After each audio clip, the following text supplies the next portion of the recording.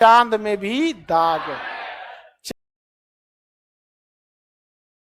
मंगल ये क्या करता है, कोनो कोनो घींच के लेके चल जाता है, यहाँ रहता है और जो इस साइड में पकड़ा है ना उसको क्या करता है, खींच लेता है। क्या करता है, खींच देता है। जिस वजह से इसके ऊपर क्या हो जाते हैं, सब गिर जाते हैं सब। ये क्षुद्र ग्रह, क्षुद्र ग्रह जिसके ऊपर गिरा उसे उल्का पिंड कहेंगे। क्या कहेंगे, उल्का। तो उल्का पिंड किसके ऊपर गिर जाता है, मंगल को। लेकिन ये डिस्टेंस करोड़ों किलोमीटर, क्या है, करोड़ों किलोमीटर। तो खींचने का ये खींच देता है, एट ए टाइम तो पहुंच नहीं पाएगा। करोड़ों किलोमीटर डिस्टेंस से जो आ रहा है, तो इसी बीच अगर ये मंगल ऊपर चला गया तो ये जो इधर से क्षुद्र ग्रह है, अब ये किस पे गिरेगा, किस पे गिरेगा, पृथ्वी पे गिरेगा यहाँ पर। तो जब ये यहाँ से चलता है तो इसे क्या कहते हैं, उल्का। लेकिन अगर ये पृथ्वी पे गिरेगा तो ये बहुत गलत है, ये पृथ्वी को बहुत क्षति पहुंचाएगा, क्योंकि बहुत तेज स्पीड से गिरेगा। आप एक ईंटा जो है ना, छोटा सा टुकड़ा ईंटा 5 तल्ला पे से किसी के सर पे गिराइएगा, उसके बचने की कोई संभावना नहीं। समझ में आ गया कि नहीं आ गया। तो ये पृथ्वी पे गिरेगा ना तो पृथ्वी को बहुत क्षति पहुंचाएगा। इसलिए पृथ्वी के चारों जो वायुमंडल है, वह वायुमंडल ना इस जब कोई भी चीज आप देखिएगा, अगर आप सड़क पे चलते हैं तो आपको हवाओं का घर्षण फील नहीं हुआ होगा, लेकिन जब आपकी मोटरसाइकिल की स्पीड 80 से ऊपर जाती है आपको फील होता है कि कोई ढकेल रहा है। समझ में आया कि नहीं आ गया। इसीलिए मोटरसाइकिल में आपको 120 जाएंगे ना तो आपको तो मतलब आप मृत्यु को दावत दे रहे हैं, और बहुत ज्यादा टेम्परेचर क्या हो जाएगा, बढ़ जाएगा। अब वो इतनी तेजी से आता है कि उसका टेम्परेचर बहुत बढ़ जाता है, लगभग ये 3000 डिग्री सेल्सियस हो जाता है। इतना तेजी से वो प्रवेश करता है। 12 किलोमीटर प्रति सेकंड मिनिमम उसकी स्पीड होती है, एक सेकंड में 12 किलोमीटर। इतना तेज गति से होने की वजह से उसका टेम्परेचर बहुत ज्यादा हो जाता है और वो जल जाता है।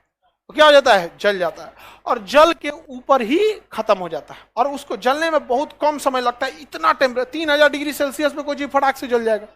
तो आप रात में कभी देखे होंगे ना, कोई तारा ऐसे टूट गया, कोई तारा नहीं टूटता, उसे पूरा उल्का पिंड गिर रहा था, ठीक हुआ कि ऊपर जल के खत्म हो गया, खोपड़िया फोड़ देता किसी का यहाँ पर। अगर वायुमंडल नहीं रहता तो ये उल्का पिंड तो भड़ाम भड़ाम गिरता हमारे ऊपर, और हमारा पृथ्वी पचक जाता। पुरान लोटा जैसे पचकल रहता है ना, देखिए गांव में एगो पुराठ लोटा होता है, खानदानी लोटा, पचकल ढचकल रहता है, कई कोना से पचका रहता है। तो पृथ्वी भी वैसे ही क्या हो जाता है, पचक ढचक जाता।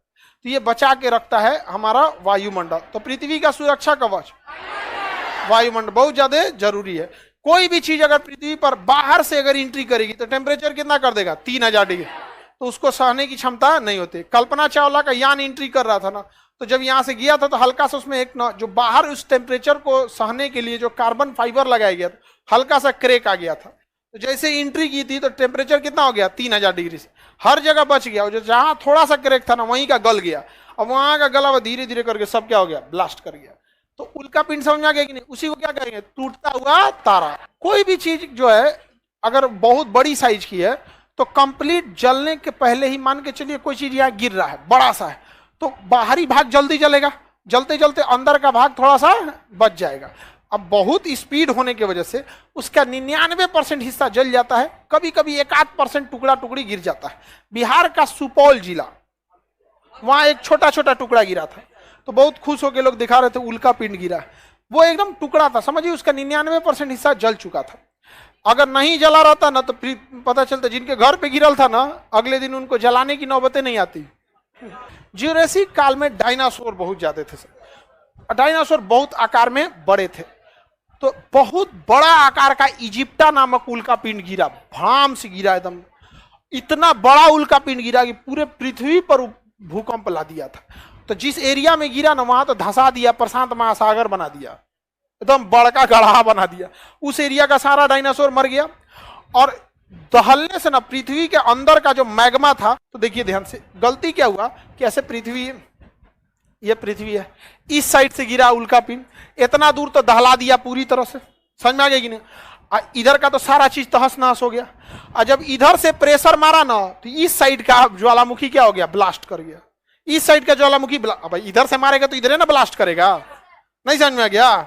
इधर का ब्लास्ट किया और मैग्मा कहाँ उड़ गया, आसमान में। और उसके बाद सारा मैग्मा कहाँ गिर गया, पृथ्वी पर। तो इधर वाला डायनासोर वो भी मर गया और उधर वाला तो चपा के मर गया। और पूरे पृथ्वी पे उस समय जंगल था, सारे जंगल नीचे दब गए थे सब। अब ध्यान से देखिए, उल्का पिंड अब भारत का है, पृथ्वी के बाहर घूमता है कौन? चंद्रमा। पृथ्वी के बाहर चंदा मामा कौन घूम रहा है? अब बता बबुआ, इस चंद्रमा के पास क्या कोई वायुमंडल है? कोई भी बेचारे के पास वायुमंडल नहीं है। अब जो उल्का पिंड गिरेगा चंद्रमा पर, कोई बचाने वाला है? तो चंद्रमा पर उल्का पिंड गिरता है तो उसे बचाने वाला भी कोई नहीं आता है। इस वजह से चंद्रमा पे बहुत बड़े बड़े क्या पाए जाते हैं? गड्ढे। उन्हीं गड्ढों में प्रकाश अंदर तक नहीं पहुंच पाता है, तो जिसे कहते हैं चांद में भी दाग है। चांद में भी दाग है। समझ में आ गया कि नहीं आ गया? किसी को दिक्कत हो? बताइए, चंद्रमा पर उल्का पिंड ज्यादा गिरा होगा कि नहीं होगा? तो चंद्रमा पे गढ़ा गुड़ई है कि नहीं है? गढ़ा गुड़ई है, बहुत ज्यादा गढ़ा गुड़ई है। चंद्रमा पे एक से एक क्रेटर गढ़ा पाए जाते हैं। तो उल्का पिंड से बनने वाले गढ़ा को हम क्या कहते हैं? क्रेटर। क्या कहेंगे? क्रेटर कहेंगे। क्या कहेंगे? क्रेटर कहेंगे। किसी को कोई दिक्कत नहीं ना? उल्का पिंड तो समझ में आ गया आप लोग को। चांद हटा दे, चंद्रमा पे पानी का रिसर्च चल रहा है, मिल गया है, ठीक है, मिला हुआ है। 2008 में कौन खोजा था पता है? इसरो। इसरो ने खोजा था। आगे बढ़े, लेकिन बहुत हार्ड प्रोसेस है। चंद्रमा पे लाइफ पॉसिबल नहीं है, क्योंकि उल्का पानी मिल हो जाएगा, सोचो धाए धाए उल्का पिंड गिरेगा, हेलमेट पहन के घूमना पड़ेगा। मार के कप कहने से कपार फोड़ देगा आप, किसी को पता ही नहीं है। और कहीं ऐसे हेलमेट पहना तो कोई थोड़ी 90 डिग्री पे गिरेगा, ऐसे तिरछा आके फाड़ देगा, यहाँ पे उधिया देगा, एक पट्टी उखाड़ देगा, यहाँ पे दाहिना फेफड़ा किडनी चल गया। कोई पूछेगा कहाँ से उखड़ गया? इधर से। कहा है भाई, बाजार में गए थे, उल्का पिंड गिरी है, आप क्या करें? पॉसिबल है जीवन वहां पे? वहां बुलेट प्रूफ पहन के घूमना, जहां तहां से मर जाएगा आदमी।